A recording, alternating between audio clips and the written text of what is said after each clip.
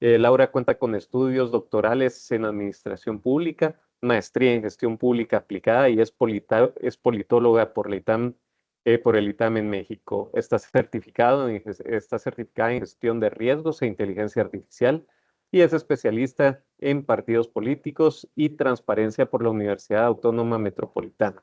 Oficial de cumplimiento en inteligencia artificial. Está certificada en gestión de riesgos de inteligencia artificial, ISO 37001 por el NYCE y White Box Project de México. Tiene más de 15 años de experiencia profesional en sectores clave como transparencia, protección de datos, integridad pública y corporativa, administración pública y procesos electorales. Fue directora en una Cámara Industrial Nacional y vicepresidenta de Transparencia en la Asociación Mexicana de Integridad y Compliance. Actualmente es consejera del Consejo Directivo del INAP y comisionada presidenta del Instituto de Transparencia y Protección de Datos Personales de la Ciudad de México. Además, es docente en instituciones como el TEC de Monterrey, la UNAM y la Universidad de Barcelona, donde coordina diplomados sobre corrupción, integridad y protección de datos. Así y aquí les di el resumen. Si nos metemos a darles más detalles, se me dan los 40 minutos solamente presentándoles a Laura y ese maravilloso currículum que tiene.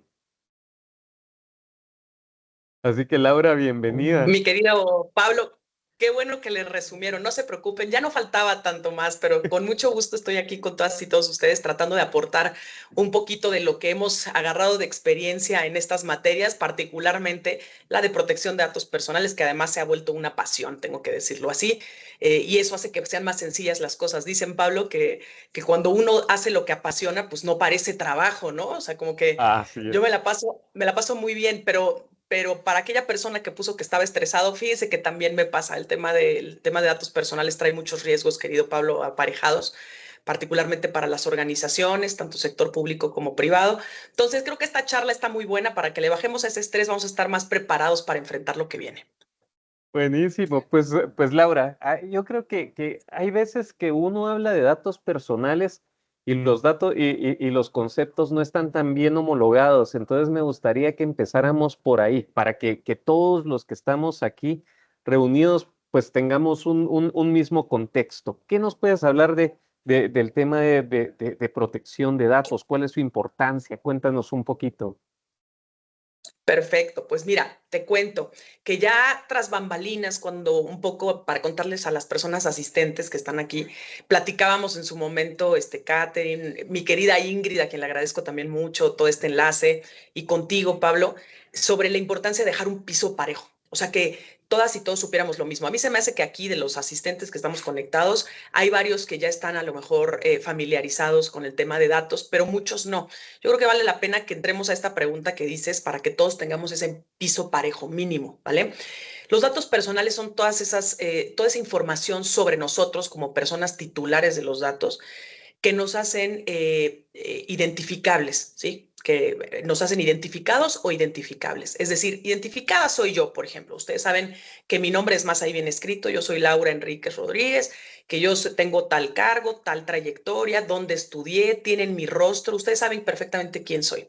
Y identificable significa que vamos agregando pistas, ¿vale? Pensemos en ese juego de adivina quién, a lo mejor algunos de ustedes lo conocen, que es básicamente dar características, ¿sí? De un personaje, ¿sí? De una historieta, de una persona, como podemos ser nosotros, como titulares, y vamos sumando esas migajas de información hasta juntar tanta información que ya hace identificable a una persona.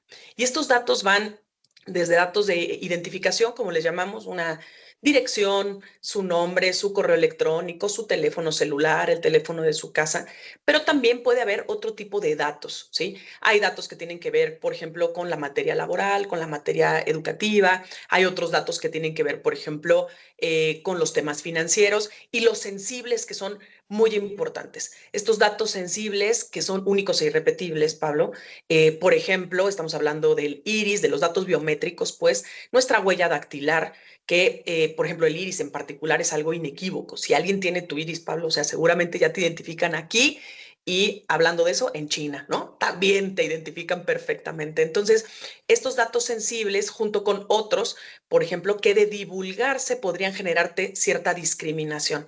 Si se divulgara, por ejemplo, tu estado de salud, Pablo, e imaginemos, tú estás porque estás perfecto, pero imaginemos a una persona que está consiguiendo trabajo y que por alguna razón se sabe que tiene VIH.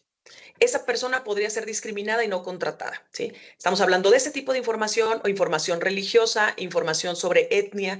Todo ese tipo de datos son información sensible. Y todo esto nos forma a nosotros, nuestra identidad, ¿sí? Esa identidad que tenemos forman nuestros datos personales a esa identidad, a esa persona que somos, tanto en el plano físico como en el plano virtual, Pablo. Buenísimo. Pues mira, tener precisamente tener este mismo concepto creo que es algo importante. Y mira, me llamó la atención lo que decías, porque hablar de, bueno, ¿y qué pasa si tengo una enfermedad que no le conviene a un empleador o no me conviene que lo sepa porque lo sabe o hay algún tipo de prejuicio contra alguna raza, algún credo o algo así, ese tipo de cosas, ¿verdad? Em, Correcto. ¿Cuáles son los riesgos realmente que existen alrededor de todo eso? Porque creo que aquí vemos muchas personas metidas en temas de cumplimiento, así que seguramente hablar de riesgos tiene que ser parte fundamental de este conversatorio. Es fundamental, Pablo. Mira, hay riesgos en dos escenarios. Hay riesgos nosotros como personas, estemos o no en una organización pública o privada, en este caso privada, no importa porque hay riesgos para nosotros en lo individual. El que se den a conocer este tipo de datos, ¿sí? Sobre nosotros o sobre cualquier persona puede poner en riesgo su estabilidad emocional, su dignidad, su estabilidad financiera, ¿sí? Y también puede poner en riesgo la vida de las personas. Está el caso de la difusión, por ejemplo, indebida de imágenes o videos sexuales, ¿no?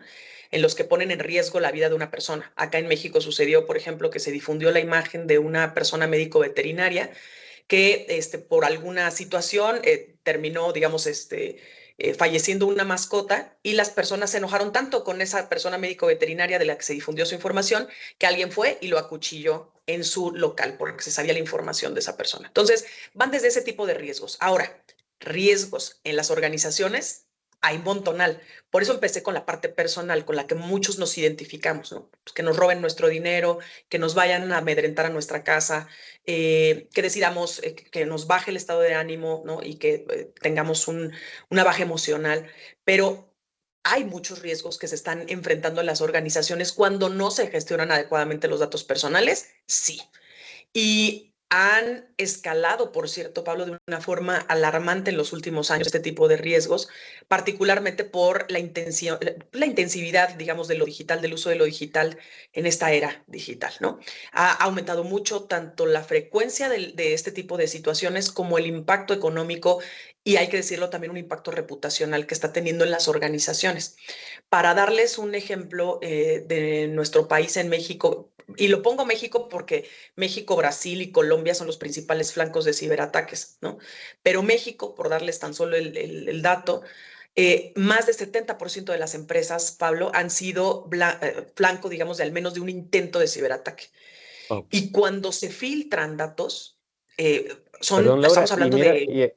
y a nivel de tamaño de empresas, porque muchas veces escucho, ay, es que somos empresa pequeñita, entonces a mí no me van a voltear a ver, solo dame ese paréntesis, por Claro, o sea, no solamente es en las grandes, que claro, o sea, gran parte del flanco son los grandes porque pues hay una intención económica detrás de ese tipo de ciberataques, ¿no? Pero ya están llegando a muchos lados. Y por darles un ejemplo, estábamos platicando el tema, aunque puedo dar el detalle más adelante, pero estábamos dando el ejemplo de Costa Rica.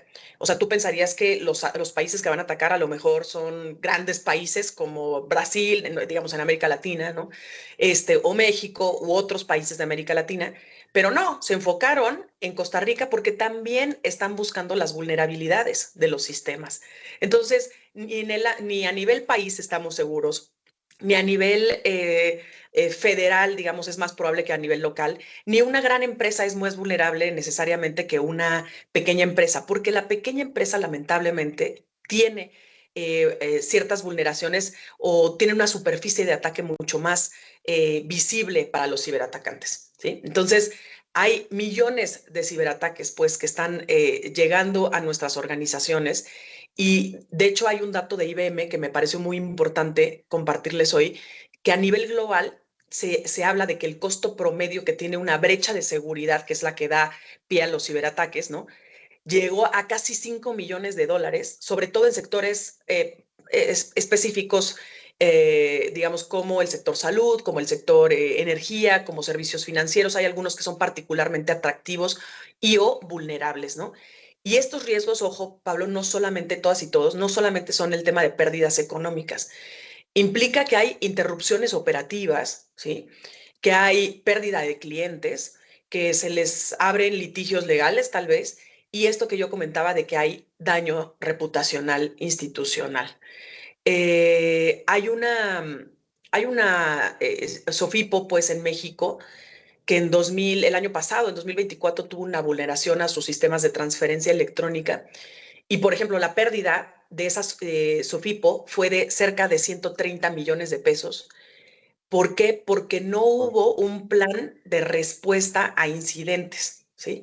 Que eso es muy importante. A lo mejor no vamos a poder blindar por completo nuestra institución, pero tenemos que estar incluso preparados para dar respuesta ante esto. Entonces, este tipo de datos lo que nos demuestran es que la gestión inadecuada de la privacidad no es un riesgo que se queda en la teoría, Pablo, sino que es una amenaza real y concreta que nos exige a todas y todos los que estamos aquí, por cierto, que estemos preparados, estemos preparados para una acción inmediata, y no hacerlo, o sea, no actuar es exponernos a consecuencias legales, es exponernos a consecuencias financieras y por supuesto a consecuencias sociales que tienen un impacto muy importante en las organizaciones.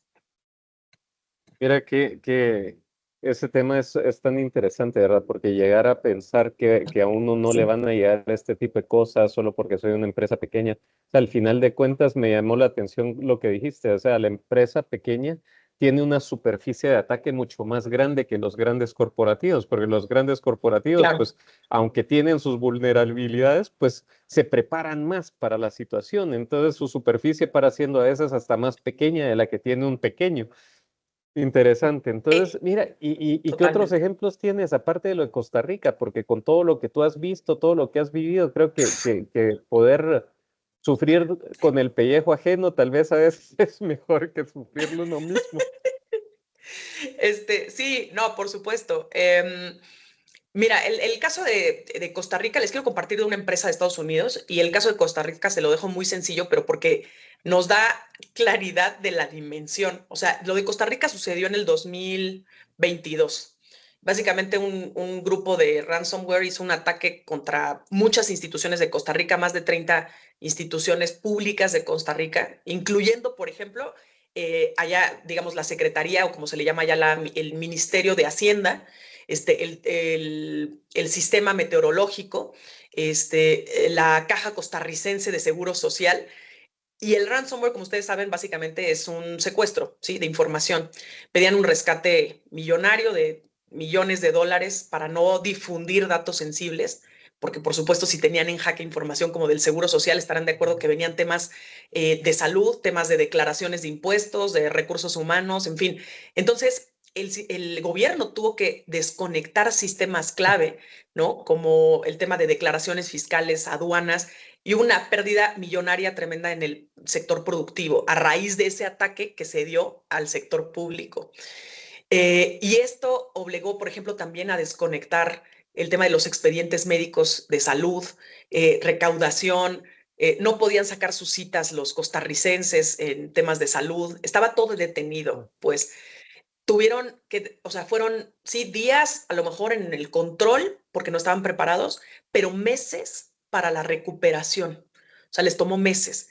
El caso que les adelantaba de Estados Unidos es que hubo una filtración masiva de datos de National Public Data el año pasado, a finales del año pasado, y esto es un ejemplo emblemático, digamos, del sector privado, porque hubo casi 3.000 millones de registros que se difundieron o que se filtraron por parte de esta empresa estadounidense National Public Data, ¿no?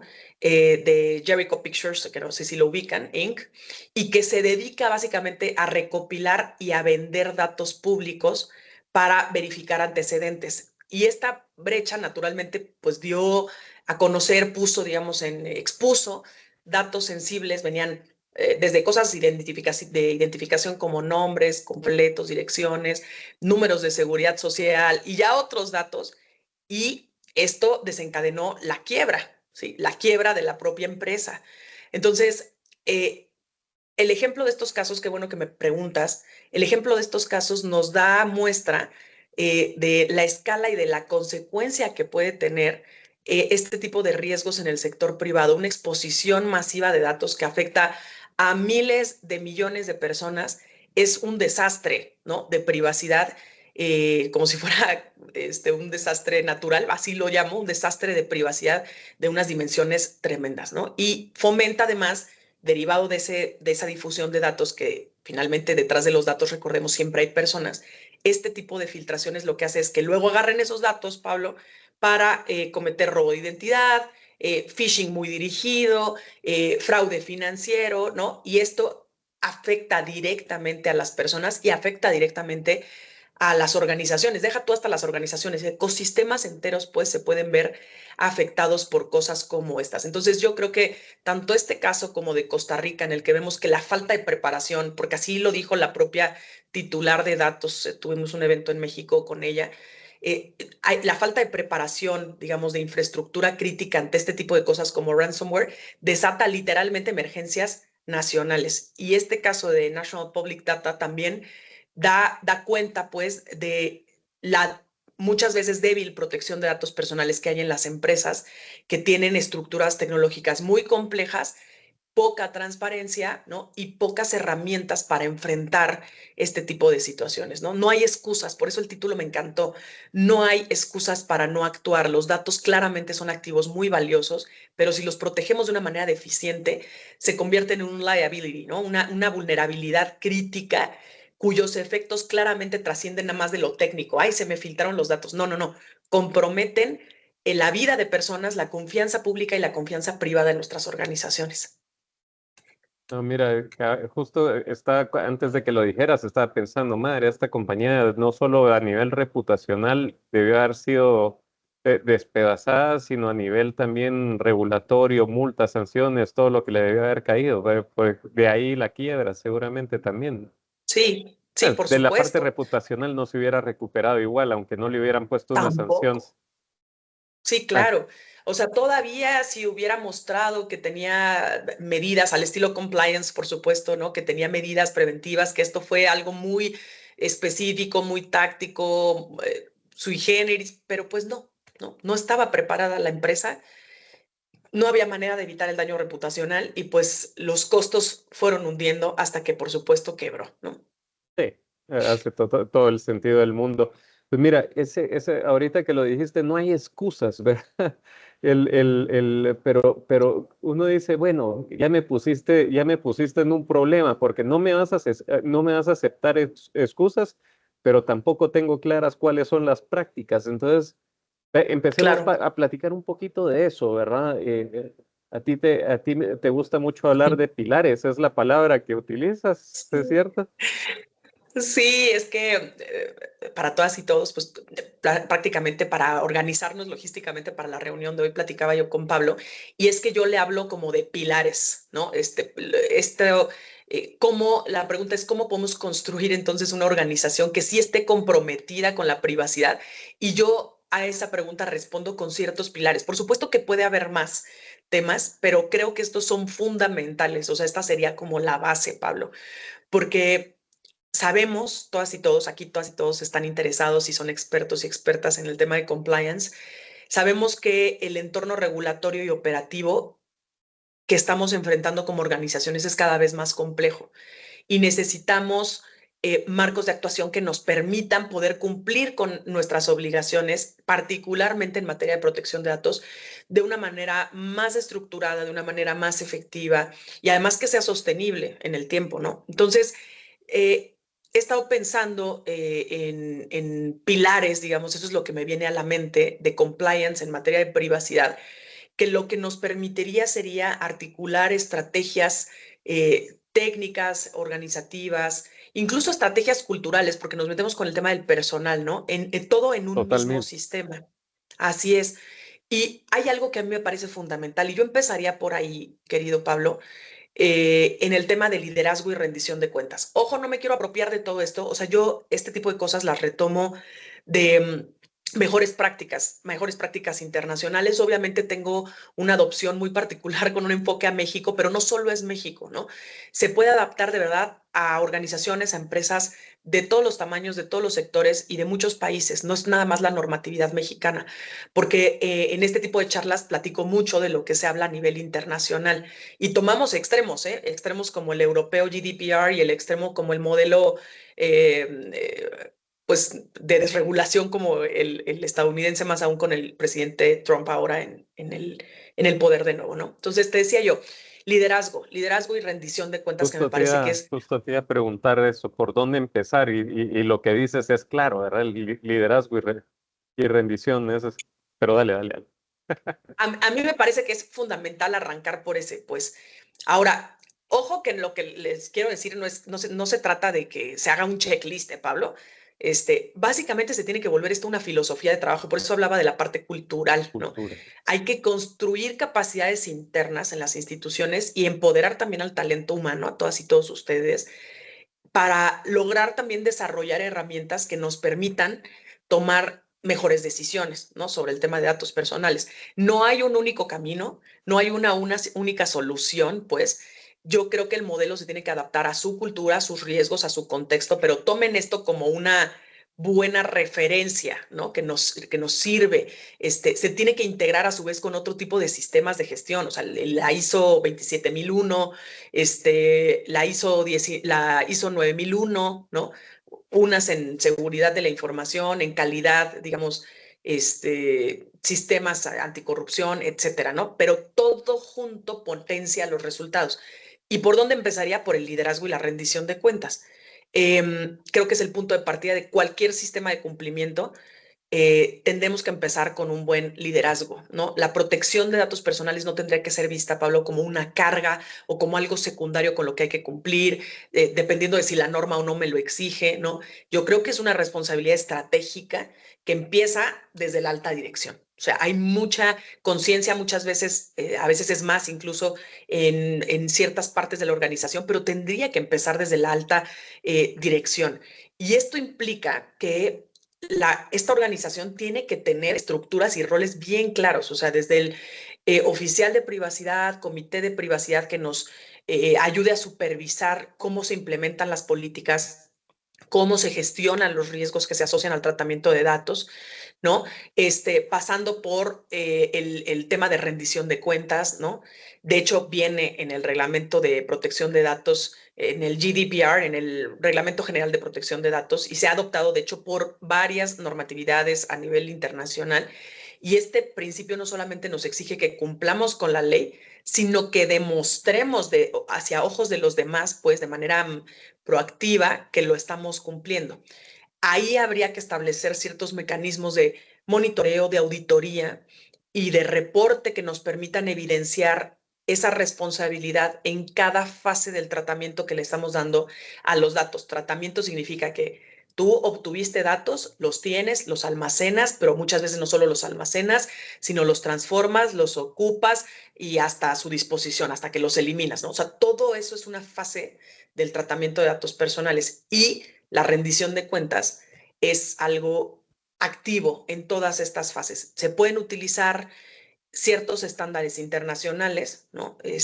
Ya les hablaba de algunas ISOs, pero por ejemplo está la ISO, la 27701, que complementa esta otra, la de 27001 que les decía, y nos da un marco para poder gestionar la información de privacidad, ¿no? ¿Qué otras cosas? Tenemos el propio NIST de Cybersecurity Framework, el Risk Management Framework, ¿no? Que se conocen como CSF y el RMF, y nos dan herramientas para poder construir esto que le llamamos la gobernanza del riesgo digital, ¿no? No nada más es la gobernanza implica pues un sistema mucho más complejo, no nada más de relación pues que existe con el riesgo digital y todas las partes asociadas. Entonces, todo este tipo de normas nos van a permitir, Pablo, alinear el cumplimiento con los objetivos que tienen en sus negocios, en sus empresas. Y bueno, este pilar también incluye una partecita que es la parte de la formación continua, capacitación, especialización, que el liderazgo pues se tendría que asegurar de que todo su equipo, de que todo el personal tenga capacitación en privacidad, de acuerdo, por supuesto, a las funciones que tiene, a los niveles que tiene de exposición al riesgo, ¿no? Dentro de la organización. Y creo que la concienciación o la concientización pues del personal es una de las formas, lo hemos visto una y otra vez en materia de compliance, pero es una de las medidas más efectivas para poder prevenir que haya un error, que muchas veces desde el error nace pues la vulneración, la posibilidad o la potencia de vulneración, ¿no? Hay que fortalecer esa cultura organizacional. No podemos dejarle el tema de la privacidad al área nada más específica, ¿no? El compliance officer o el oficial de privacidad. No, no se trata nada más de su responsabilidad, es una responsabilidad que es compartida entre todas y todos y yo creo que comienza desde arriba. Totalmente, ¿no? Y hace todo el sentido del mundo. Y me gustó algo que decías también. Ok, sí, como alta dirección es importante que nosotros entendamos, nos comprometemos, digamos que tenemos ese compromiso, pero la alta dirección también tiene la responsabilidad de asegurarse que todos en la pirámide sepan qué es lo que significa esa protección de datos, porque realmente no es las vulnerabilidades tal vez no van a estar en esa esquinita, sino van a estar en esa gran base. Todos lados. Por Entonces, supuesto, mira, tiene que permear todo. exacto. Mira, y aprovecho que hay una pregunta aquí que nos hizo el público. De hecho, A Gustavo, ver, también de Ciudad de México. Qué bueno tenerte por aquí. Em, hay un tema que te iba a preguntar sobre la parte del conocimiento de datos, pero también, y esto salió en otro tema donde decían lo que valen los datos, ¿verdad? Entonces, ¿cómo la ciudadanía también por el otro lado puede entender el valor de la información, el valor de sus datos y cuál es el valor que tiene para la organización conocer bien los datos que tiene? Cuéntanos un poquito por ahí. fíjate, hay una frase que luego digo que es lo que no se mide no se puede mejorar. Todas y todos conocemos esa frase de alguna manera adaptada a sus países. Y hay una que se relaciona justo con esto que me hablas del tema de conocer tu información. Hay muchas veces que ni siquiera estamos conscientes de que nuestra información vale, ni qué tipo de información, por ejemplo, son datos personales. Y la frase que sería parecida a esta de lo que no se mide no se puede correr, no se puede mejorar, es no se puede proteger lo que no conocemos. O sea, si no conocemos lo que tenemos en nuestra organización, pues no lo podríamos proteger. Entonces, me llevaría al segundo pilar del compliance en la privacidad, ¿no? Que es básicamente desarrollar un conocimiento real, profundo, actualizado de los datos que tienen sus organizaciones, Pablo. O sea, esto empieza desde tener inventarios de datos. Y mira, que yo tengo muchos ejemplos, pues, porque de esta parte del ámbito público, pues, se conoce, ¿sí? Es público acá en México, todo el ámbito público, entonces se conoce por todas y todos. Y la realidad es que no hay inventarios de datos en los entes públicos de prácticamente todo el país, ¿sí? Medio se sabe, y como cambian las administraciones una con otra, sabemos que no hay inventarios. En Ciudad de México sí los hay. Creo que en el Estado de México también. Es decir, 2 entidades de 32 de nuestro país. Nada más para darte un ejemplo. Entonces, esto pasa muy a menudo. Supongo también pasa mucho en las empresas. Sé de algunas, pero ahí sí no sé de todas. Te puedo hablar de nivel público, que tengo la seguridad de que no hay inventarios de datos, de que no hay un mapeo de flujo de información, que también es muy importante, tanto internos como externos, por cierto, ¿no? Saber qué datos estás recabando. ¿Para qué estás utilizando estos datos? ¿Quién los está utilizando? ¿Quién los puede manipular? ¿Dónde los estás guardando? Todo ese tipo de información es súper importante porque sin ella, no sé si este sería el primer pilar o el segundo, pero no importa. El asunto es que justo, si no tienes esta información, no puedes tomar decisiones apropiadas, ¿no? No puedes mitigar riesgos. Entonces, en este tipo de escenarios, ¿no? Si tú lo que estás buscando es arrancar, bueno, una clave que yo les recomendaría, una herramienta que se vuelve clave en este proceso, es lo que se denomina el registro de actividades de tratamiento. Y viene como referencia en el Reglamento General de Protección de Datos Personales. De nueva cuenta es algo que retoman muchos marcos internacionales, no todos, ¿no? Pero por darles el ejemplo pues, de ese extremo europeo que trae como mucha protección, ¿no? Este registro lo que te permite es que puedas identificar como integrante de una organización cuáles son esas bases jurídicas que te sustentan cada trámite, cada tratamiento. Entonces, eso hace que, por supuesto, ya te puedas ir protegiendo, ¿no? Que sepas con lo que tienes que cumplir. Tienes que saber quiénes son los responsables de ese tratamiento, quiénes son los encargados que están involucrados en el tratamiento de datos personales. Este tipo de cosas hasta te facilita cuando hay, por ejemplo, una auditoría interna, ¿no? Digo, deja tú la auditoría externa, al menos ya de inicio la auditoría interna, que cumplas luego entonces también con los requerimientos que te hacen desde las autoridades públicas, como yo, que soy una autoridad pública. En fin, creo que es muy importante este mapeo inicial y esto que les decía del análisis del flujo de datos, ¿no? Que no solamente tendría que considerar procesos documentados, sino también tener en cuenta todos esos puntos ciegos, como los de las cámaras, ¿no? Estas operaciones informales en donde pueden abrirse riesgos que luego son todavía más importantes o significativos. Entonces, ¿qué se recomienda? Y volvemos a algo que conocemos todas y todos en compliance, que son las matrices. En este caso serían matrices de responsabilidad, ¿no? Que nos muestre muy bien, de manera muy clara, quién es el que crea, quién es el que accede, quién o quiénes pues son los que pueden cambiar, modificar y quiénes son los que pueden eliminar los datos dentro de una organización. Y esto nos va a permitir mejorar procesos de una manera brutal y reducir muchas veces lo que pasa que es duplicidades, ¿no? Entre distintos perfiles, identificar cosas basura, datos innecesarios, que seamos más eficientes como organización, en fin, ¿no? Esto me parece fundamental.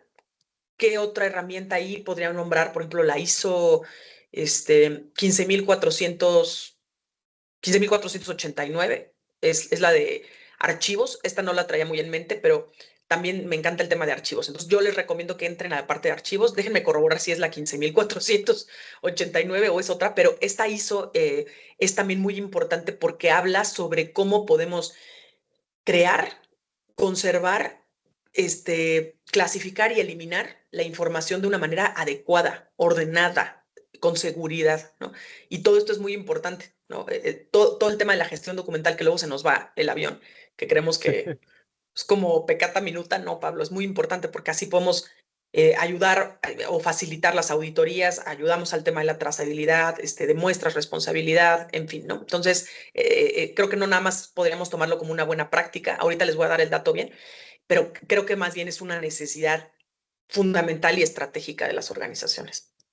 Mira, ahorita me dejaste en la cabeza la pregunta que muchas veces todos tenemos.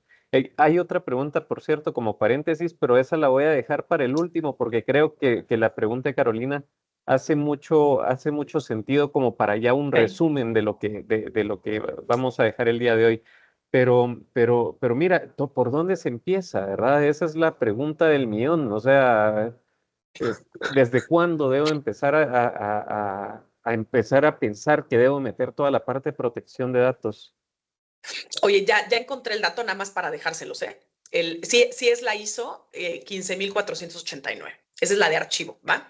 Que muchas veces no lo tenemos muy presente porque no se llama protección de datos personales, pero creo que es base de todo. ¿De dónde empezamos? Bueno, yo siempre por eso mencionaba lo del liderazgo, porque desde el origen, digamos, de las organizaciones y desde el pilar, desde aquel que está, digamos, organizando a toda la institución, la empresa, tendría que iniciar esa conciencia, ¿sí? Y tendríamos que estar en conocimiento de qué significan los datos y para qué son importantes todos los que somos colaboradores de una empresa. Creo bueno, la parte esta de conocer la información que tenemos es algo muy importante, pero creo que tenemos que tener en el tema de cultura, tendríamos que tener el chip activado con esto que le llamamos la privacidad y la seguridad, por cierto, no solamente es privacidad, porque en México nos vamos mucho hacia eso. Tiene que haber privacidad y seguridad desde el diseño.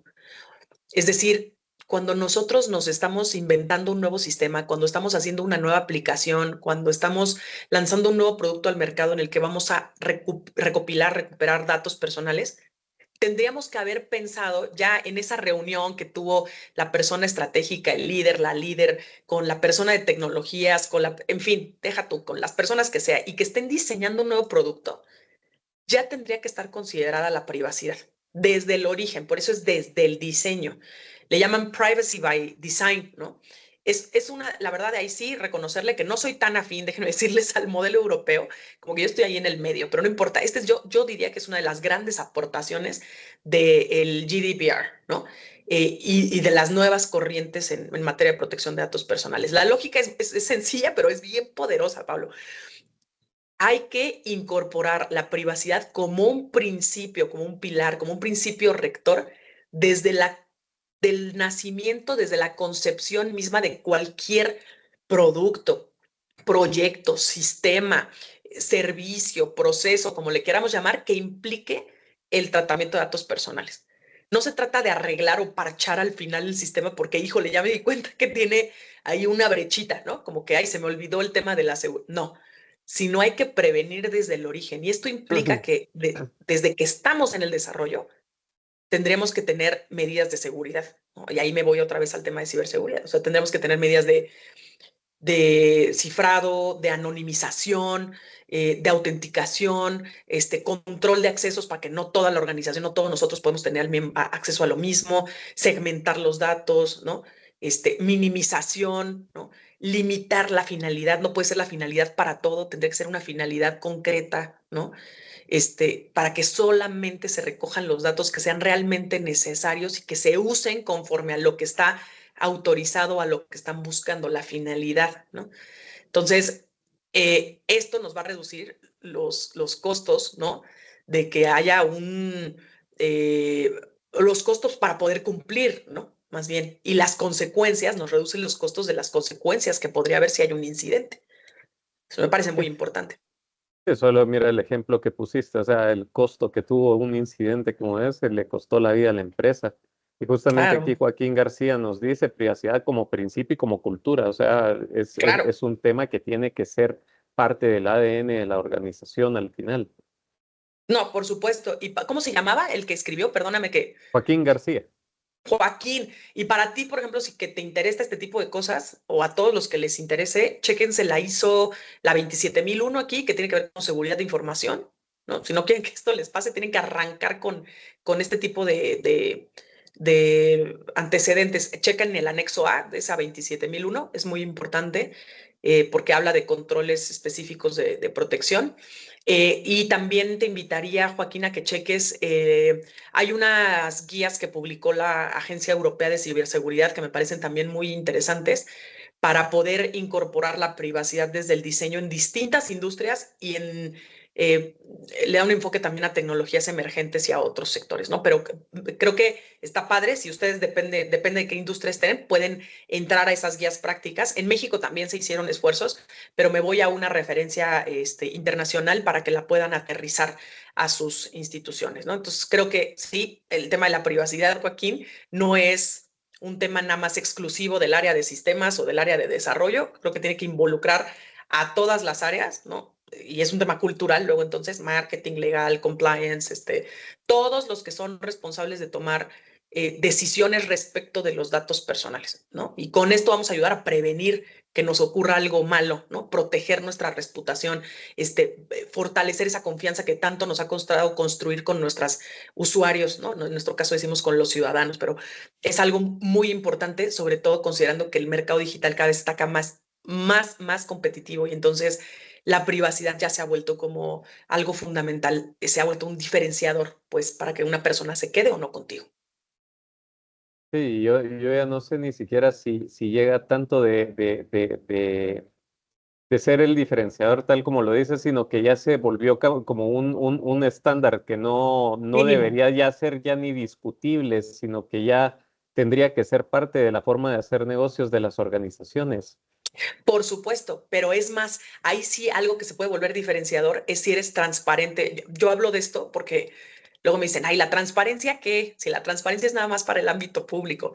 No, yo te diría que No, incluso aprovechar, ajá, dar a conocer de manera proactiva, la transparencia pues corporativa es muy importante y dar a conocer prácticas como estas, que como dices, ya son mínimos, te puedes sí entonces lograr que hagas la diferencia, ¿no?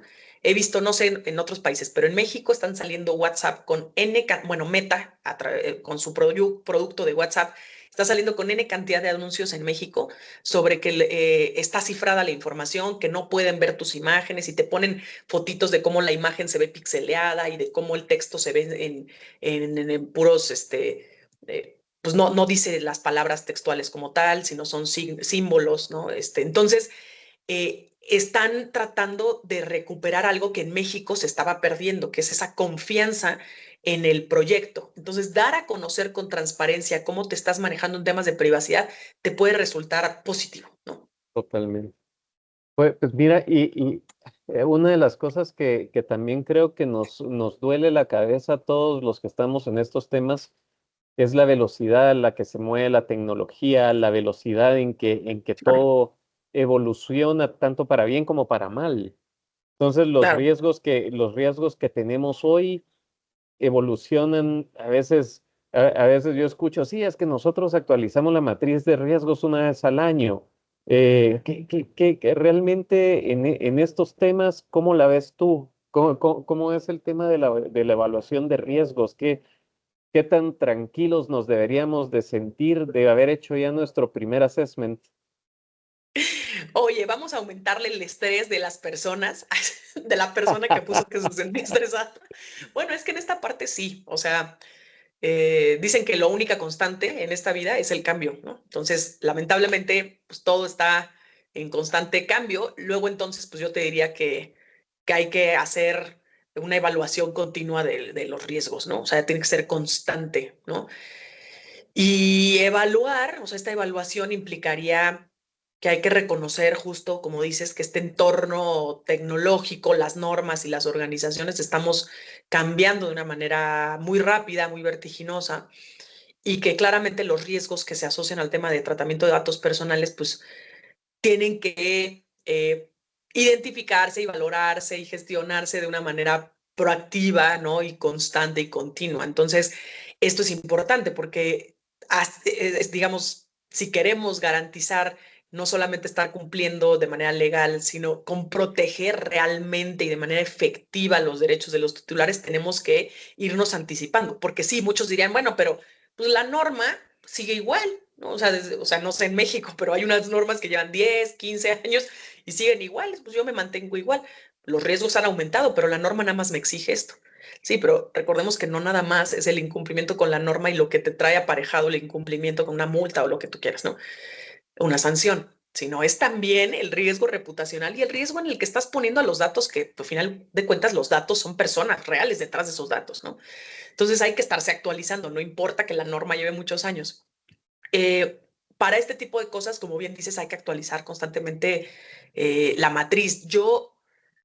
Herramientas, digamos, que les podría recomendar en este contexto, pues, de cambio es la evaluación de impacto en protección de datos personales. Le conocen como Privacy Impact Assessment, lo van a encontrar también, o Data Protection Impact Assessment. Y es básicamente, y también reconocido por el GDPR, ¿no? Y otros, insisto, otras leyes, otros marcos regulatorios, que lo que nos permite es anticiparnos y mitigar riesgos antes de iniciar cualquier tratamiento de datos personales que pudiera representarnos un riesgo a las personas, pues el riesgo para los derechos, para las libertades, para la integridad de las personas, pues. Entonces, aquí en esa herramienta ustedes van a encontrar la descripción de los tratamientos, qué finalidad tienen, cuáles son los riesgos que se identifican, qué medidas de mitigación ustedes pueden proponer. Eh, en México, por ejemplo, sé que no estoy diciendo tantas cosas de México, por cierto, que siempre estoy casada con la normatividad mexicana, pero algunos datitos nada más. O sea, por ejemplo, en México, aunque la ley eh, no exige de manera obligatoria este tipo de evaluaciones en las organizaciones, cada vez más organizaciones lo están haciendo y nos consta. A lo mejor Gustavo, que viene de México, que escribió por ahí, lo sabe. Se ha adoptado pues como una buena práctica este tema de las evaluaciones de impacto. Implementarlas como de manera voluntaria, pues, lo que permite es que se evidencie esta diligencia, esta responsabilidad, ¿no? Y eso es muy útil frente a las autoridades mexicanas, pero frente a todas y todos, ¿eh? Yo creo que frente a sus socios, frente a sus partners, ¿no? En fin, sus clientes, cuando hablamos de transparencia corporativa. Todo esto es muy importante en caso de que llegara a haber un incidente de seguridad, ¿no? Entonces, mitiga en su caso la sanción que puede haber por parte de la autoridad.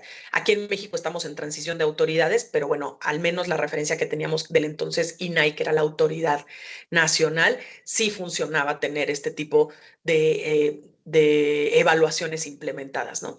Que además ayudan a que haya una mejor cultura, una cultura de la prevención, ¿no? Si estás haciendo este tipo de evaluaciones, pues estás buscando prevenir, estás teniendo un control interno más maduro de manera organizacional, ¿no? Entonces, no hay que ver a las evaluaciones de riesgo como algo único. Tendría que ser un proceso cíclico y constante. Cada nuevo proyecto, cada proveedor, cada aplicación, cada cambio tecnológico tendría que pasar por este filtro. Y otra recomendación para cerrar esta sería el que tengan ustedes, por ejemplo, un inventario de riesgos que esté actualizado, como que era lo que decía, ¿no? Con sus matrices de probabilidad, con impacto, ¿no? Lo que no se evalúa no se puede controlar, lo que no se controla, por supuesto, va a poner en riesgo tanto a los usuarios como a sus organizaciones. Entonces, mezclen estos dos. Pues mira, ¿y qué pasa ya entonces cuando, y aquí ya nos quedan poquitos minutos, increíble Sí, cómo se nos fue el tiempo? ¿Y qué pasa entonces? Tengo mi matriz, tengo todo, ¡pum! Me cae un incidente. O sea, ¿cuál es porque va a ser, bueno, muchas veces en estos temas, no sé, no es si me va a caer, sino cuándo, ¿verdad? Entonces, ¿qué hacer? ¿Qué hacer? ¿Qué respuesta crees tú que debería de haber ahí? Eso me remitió a una canción. Lo intenté todo, pero no pudo funcionar. Llegó, por más que me preparé, ¿no? Vamos, hay que levantarse, ¿no? O sea, creo que por cierto, este sería otro pilar, ¿no? Hay que levantarse a nivel organizacional. Es esta posibilidad o esta capacidad que tenemos como organizaciones para poder responder adecuadamente cuando nos cae un incidente, ¿no? Cuando llega esa vulneración de datos personales. Entonces, esto es lo que llamamos en nuestra vida cotidiana ser resilientes, ¿no? También como instituciones Total. aplica. Y la resiliencia es más que una capacidad técnica. Yo creo que es una actitud, retomando lo de Joaquín, es una actitud que tenemos que tener a nivel cultural, organizacional, es una actitud institucional que se basa en que hay que prevenir, pero que también hay que prepararnos y hay que coordinarnos, ¿no? Entonces, sabemos perfectamente que el riesgo cero no existe, ¿sí? O sea, no hay manera de acabar con los riesgos, hay manera de controlarlos, ¿no? Y en estos escenarios, la velocidad con la que detectan un riesgo, con la que se previene, con la que se responde, por ejemplo, ante una brecha de seguridad, marca totalmente la diferencia en un momento de crisis. La puedes manejar esa crisis, puedes evitar la catástrofe reputacional, puedes evitar quebrar la catástrofe económica, ¿no? Entonces, hay que hacer, pues hay que ser resilientes en las organizaciones, hay que tener un plan de acción, un plan de respuesta cuando se tienen incidentes. Definan ustedes quiénes son los que están involucrados, qué rol van a tener, qué canal de comunicación van a utilizar, qué medidas van a ocupar ante diferentes eventos, ¿no? Les llamamos playbooks, ¿no? O sea, estos planes son Protocolo estos de playbooks, crisis. protocolos, ¿no? Que tienen que tener aspectos técnicos, Pablo, ¿no? ¿Cómo voy a recuperar? Bueno, primero, ¿cómo voy a aislar los sistemas? Como le hizo en su momento Costa Rica, pero ya un poco tarde. ¿Cómo voy a recuperar los datos? Aspectos legales, ¿no? ¿Cómo le tengo que avisar a las autoridades? Le tengo que avisar a los titulares. A nivel comunicación, muy importante, metan a la gente de comunicación. ¿Cómo voy a tener la relación con el cliente en adelante? ¿A qué medios tengo que salir o no? ¿Cómo voy a responder? ¿Cómo le voy a hablar a los inversionistas? Entonces, no solamente de apagar fueguitos, yo creo que se trata de coordinar esfuerzos para que se pueda contener de una mejor manera el daño. Está el caso de esa Sofipo que les decía en México, ¿no? Que tuvo un ciberataque. En Europa, Meta, que fue sancionado con millones, creo que 200 millones de euros porque tuvo una falla en el tema de su consentimiento, el modelo pues de consentimiento de dar datos personales, ¿no? Y no cumplía con ciertos requisitos de una ley. En fin, no hubo previsión en estos dos escenarios. No hubo estructuras de respuesta eficientes y eso agravó el daño. Entonces, por supuesto que la resiliencia, cierro, no es un lujo, no es una moda, es una obligación. ¿Cómo vamos a prepararnos y responder ante un escenario como esto? Y obviamente tener el protocolo es muy importante, ¿no? Tu protocolo de acción escrito y todo, ¿no? Pero no solo es eso, no es hay que tenerlo ahí almacenado, hay que tener simulacros, como aquí que en México que sí tiembla mucho, hay que tener simulacros periódicos, hay que capacitarnos frente a ese terremoto, ¿no? Hay que capacitarnos de manera continua, hay que revisar qué ha pasado en el pasado, pues valga la redundancia, hay que revisar estos incidentes que se dieron antes, hay que actualizar nuestros controles, hay que estar mejorando continuamente, pues para adaptarnos de una mejor manera ante nuevas amenazas. No, de acuerdo. Mira, Laura, solo voy a hacer un paréntesis aquí. Como empezamos, hicimos esta nueva actividad que no habíamos hecho antes, nos tomamos unos minutos que son tuyos. Entonces, espero que los asistentes, como veo que no se nos ha movido nadie, dennos 5 minutitos más para que podamos cerrar. Nosotros tratamos de ser muy puntuales con los tiempos, porque sabemos que todos nuestros asistentes tienen agendas apretadas y organizadas, pero los que puedan darnos esos 5 minutos más, dénoslos para poder nada más terminar. Hay una pregunta, se nos están quedando en el tintero un par de preguntas más, pero quisiera darle paso a esta pregunta y más con el expertise que tienes en toda la parte de inteligencia artificial. Nos pone aquí Carlos Curiel. Gracias por el conversatorio, contenido muy valioso y actual. ¿Puedes hablar sobre el uso responsable de la IA en tratamiento de datos personales? Mira, ese tema de la inteligencia artificial, ¿cómo se llamaba la persona? Carlos. Carlos. Le diste al clavo, Carlos, porque el tema de inteligencia artificial en realidad se está utilizando desde hace ya mucho tiempo. Seguramente sus organizaciones ya también lo están utilizando en el tratamiento automatizado de datos personales o de datos dentro de su organización. Y la realidad es que hasta donde yo me quedé, porque también presentamos en México, en Ciudad de México, en donde estoy, una iniciativa de ley, hasta donde yo me quedé, realmente no hay marcos normativos como tal, marco normativo en materia de inteligencia artificial y menos aún con un enfoque a protección de datos personales. Entonces, entre comillas, andamos a ciegas y tenemos que pues, atender con las mejores prácticas, ¿no? En nuestra organización, lo que sí hay es algunos como preceptos, digamos, o algunos principios que se han estado hablando a nivel global. Por ejemplo, con una uruguaya maravillosa que lleva este tema de privacidad en la ONU, con ella estamos viendo pues que es muy importante hablar de explicabilidad y de transparencia cuando utilizamos inteligencia artificial para hacer tratamiento de datos personales.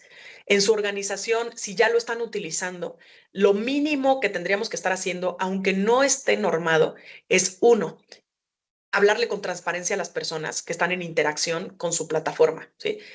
Oye, estamos utilizando inteligencia artificial en este sistema, en este proyecto, en esta aplicación para tratar tus datos personales, ¿sí? Para que las personas mínimamente sepan que están en contacto con una inteligencia artificial.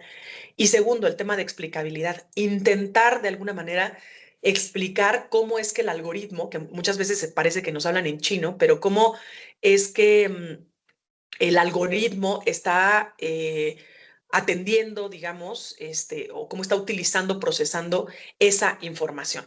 Entonces, creo que esta parte sería muy, muy importante. Yo, en la relación de la inteligencia artificial con los datos personales, les diría, hay que tener entonces transparencia algorítmica, esta transparencia de cara a las personas, que haya una finalidad legítima, una finalidad específica para el tratamiento de esos datos con inteligencia artificial, que haya minimización de datos, que se utilicen solamente los datos que ustedes van a realmente utilizar, que haya un consentimiento de las personas, ¿sí?, que están dando sus datos, hagan evaluaciones de impacto, es una gran práctica y nadie les va ¿cómo se llama?, a satanizar por ello, y ayuden con este tipo de prácticas a eliminar la discriminación y sesgos que lamentablemente persisten en los algoritmos. Y a los gigantes como Amazon les ha pasado que han utilizado inteligencia artificial para algún procedimiento, en este caso, por ejemplo, el reclutamiento de personal, y bueno, pues hay sesgos que vienen ya derivados de eso. Ay, se perdió creo que un poquito, pero no sé si se acabó de entender. Yo creo que en general la idea la logramos captar. Pero bueno, Laura, como nos queda un minuto de lo que le pedimos extra a la audiencia, dame un resumen de 30 segundos, por favor. Dios santo. Dios santo. Bueno, a ver, ya piensen en la privacidad, ¿no? Que no como un requisito legal. Piénsenlo ahora como un lenguaje de liderazgo, de confianza, de responsabilidad social. Las organizaciones modernas tenemos que entender que el cumplimiento en materia de datos personales no es una carga administrativa, es una herramienta que nos ayuda a generar valor, a innovar, pero a hacerlo con ética y a diferenciarnos en un mercado que claramente, les decía yo, está más competitivo y más regulado. Entonces, la privacidad no es limitar el crecimiento, por eso no creo tanto en el modelo europeo. Yo creo que se puede hacer de forma sostenible, respetuosa, transparente y lograr la innovación al mismo tiempo. Y recuerden que proteger los datos, a final de cuentas, es proteger el corazón mismo, pues, de la relación que ustedes están teniendo con sus comunidades, con sus clientes, en mi caso, con los ciudadanos, ¿no? Entonces, hay que invertir en programas de compliance, en privacidad, para proteger nuestra reputación, nuestro modelo de negocio, nuestra continuidad literalmente en el mañana, ¿no? O sea, que no quebremos, ¿no? Entonces, no hay que esperar a que nos caiga una brecha de seguridad, un ciberataque o algo así. La mejor defensa que podemos tener es anticiparnos y prevenir, y la mejor herramienta es literalmente una estrategia bien integrada que combine tecnología, formación, ética y gobernanza. Este conversatorio, Pablo, creo que nos deja más dudas que respuestas. El tema de privacidad se puede abarcar desde muchos ángulos. Yo quiero aprovechar para invitarlos, porque estamos ya organizando con Éticos Global un bootcamp, porque justo derivado de las charlas nos dimos cuenta que este tema era enorme. Entonces, Sí, hay un bootcamp que entiendo se está proyectando para cierre de año, y los invito para que nos adentremos a nivel teórico, pero sobre todo a nivel práctico en este tipo de temas, y que transformemos culturalmente y organizacionalmente a nuestras instituciones. Sí, definitivamente, y gracias por comentarle esto al público, porque sí, el bootcamp lo que busca va a ser poner en práctica la protección de datos, comprenderlo, pero de manera práctica para que podamos implementarlo.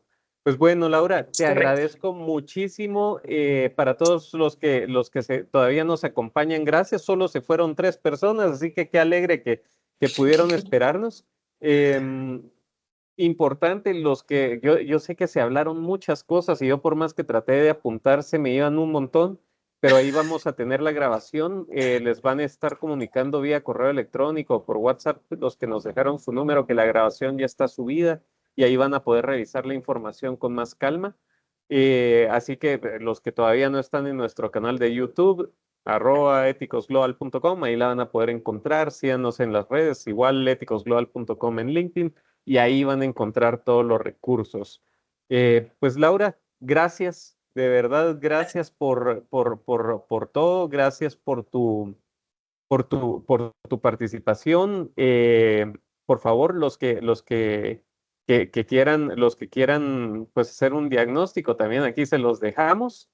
Y también les dejaron en el chat la evaluación del evento del día de hoy. Para nosotros conocer su opinión es muy importante.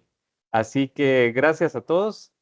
Laura, Gracias para ti, como siempre, por compartir tan desinteresadamente tus conocimientos y compartir con nosotros todos estos tips que creo que si no nos llevamos, yo siempre digo, con que se lleven una cosa, yo me siento bien servido, pero yo creo que nos diste demasiados. No, y me faltaron más. Ahorita ya se me ocurrieron, iba yo anotando algunas cosas de que se me faltaron, pero bueno, ya habrá otro momento, querido Pablo. Gracias por tus atinadas preguntas y conducción. La verdad es que me la pasé de lujo platicando contigo. No, igual, Laura. Pues te mando un gran abrazo y a toda nuestra audiencia también un abrazo para todos. Feliz fin de semana largo los que están en Guatemala y para todos los demás, pues feliz fin de semana normal. Gente bonita, hasta luego. Linda tarde. Chao, Laura.